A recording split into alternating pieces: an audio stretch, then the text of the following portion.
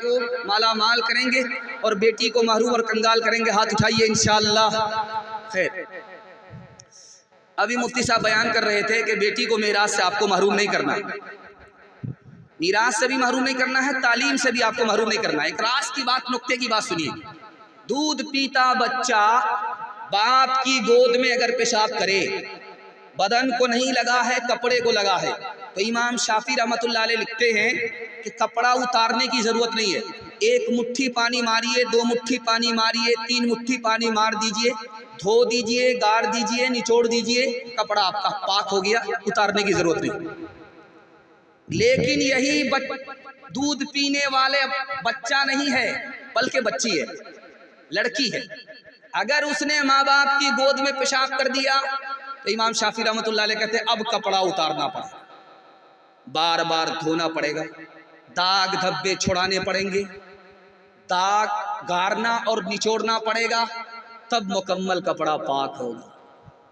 پالن حقانی نے یہاں سے ایک نقطہ نکالا، لوگو بیٹا تمہارا دودھ پینے والا پیشاب کر دے، پاک کرنا بالکل آسان۔ بیٹی دودھ پینے والی اگر ماں باپ کی گود میں پیشاب کرے تو پاک کرنا مشکل۔ بیٹے کے پیشاب سے زیادہ بیٹی کے پیشاب کو پاک کرنے میں محنت ہے۔ اسی طرح انہوں نے لکھا بیٹے کی تعلیم سے زیادہ بیٹی کی تعلیم پر محنت کرنے کی ضرورت ہے۔ بالکل صحیح بات۔ کیوں؟ 4 منزل میں بیٹی پہنچتی ہے۔ پہلی منزل میں وہ بیٹی ہے، دوسری منزل میں وہ بیوی ہے، تیسری منزل میں وہ ماں ہے، چوتھی منزل میں وہ ساس ہے۔ آپ صرف بیٹی کو پڑھائیے بیٹے سے زیادہ، یہی 1 نمبر بیٹی آگے چل کر 1 نمبر بیوی بنے گی، یہی 1 نمبر بیٹی آگے چل کر کے 1 نمبر ماں، 1 نمبر ساس بنے گی۔ آپ صرف بیٹی کو پڑھائیے، بیٹا پڑھے گا تنہا بیٹا پڑھے گا، بیٹی پڑھے گی سارا خاندان پڑھے گا۔ بے شک، سبحان اللہ۔ باپ آیا بیٹی کے یہاں، بستر سمیٹ دیا، تو باپ نے کہا کہ بیٹی میں اس بستر کے لائق نہیں ہوں یا یہ بستر میرے لائق نہیں۔ اس بیٹی کا جملہ سنی، اس نے کہا ابا حضور آپ اس بستر کے لائق نہیں ہیں، یہ بستر نبی کا ہے، نبی پر آپ کا ایمان نہیں ہے، آپ نبی کے دشمن ہو، آپ اس بستر کے لائق نہیں ہو، اس لیے میں نے بستر سمیٹ دیا، آپ کو بستر پر بیٹھنے نہیں دیا۔ پہلی رات ہے، بیوی آئی، شوہر کے کان میں کہہ رہی ہے اپنے بھائی سے جھگڑا مت کیجیے گا۔ کہا کہ پہلی رات میں آ کر کے تم ہم کو کون سی پٹی پڑھا رہی ہو، ہم سے مطلب رکھو، ہمارے بھائی سے مطلب نہیں رکھنا ہے۔ کہا اس میں اپنا ہی فائدہ ہے، اپنا ہی نقصان ہے، اگر آپ اپنے بھائیوں سے میل جول سے نہیں رہیں گے، میل محبت سے نہیں رہیں گے، تو ہماری اولاد بھی آپس میں میل محبت سے نہیں رہے گی۔ آپ میل محبت سے رہیں گے، ہماری اولاد میل محبت سے رہے گی، اس میں نفع بھی اپنا ہے، نقصان بھی اپنا ہے۔ تیسرے نمونے کو ذرا دھیان سے سنیے گا۔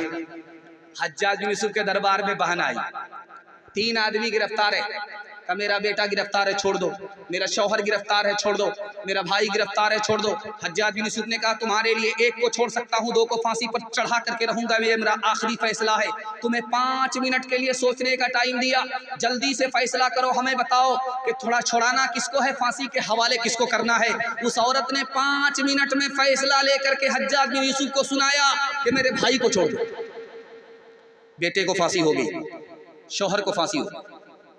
حجاج بن یوسف نے کہا اے عورت، ظالم عورت، تو نے شوہر کو نہیں بچایا، بھائی کو بچایا، او ظالم عورت، تو نے بیٹے کو نہیں بچایا، بھائی کو بچایا۔ اس کا جواب سنیے کہ میں جوان ہوں، میری شادی ہو جائے گی، مجھ کو شوہر مل جائے گا، میں جوان ہوں، خدا مہربان ہوا مجھ کو بیٹا مل جائے گا، لیکن ماں باپ مر چکے ہیں، بھائی نہیں آئے گا۔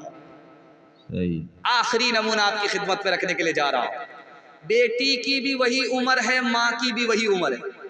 آپ کہیں گے ماں بیٹی ایک عمر کی کیسے ہو سکتی ہے؟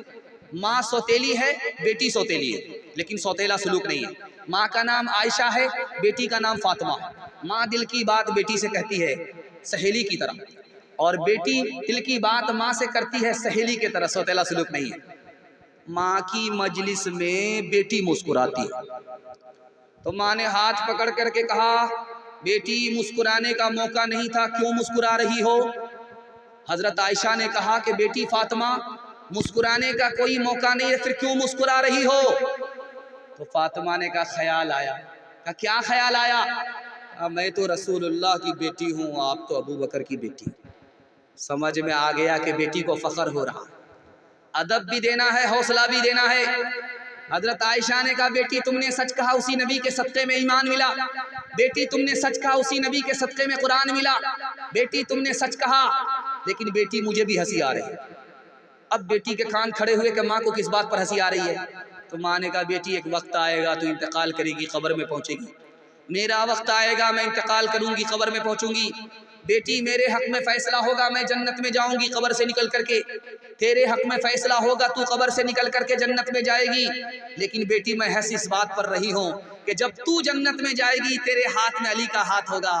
بیٹی جب میں جنت میں جاؤں گی میرے ہاتھ میں رسول اللہ کا ہاتھ ہوگا۔ صلی اللہ علیہ وسلم۔ اللہ اللہ کتنا اونچا عائشہ کا ہے مقام، اللہ اللہ کتنا اونچا عائشہ کا ہے مقام، اللہ اللہ کتنا اونچا عائشہ کا ہے مقام، اللہ اللہ کتنا اونچا عائشہ کا ہے مقام، اللہ اللہ کتنا اونچا عائشہ کا ہے مقام، حشر تک انہی کے گھر پہ ہے محمد کا قیام، حشر تک انہی کے گھر پہ ہے محمد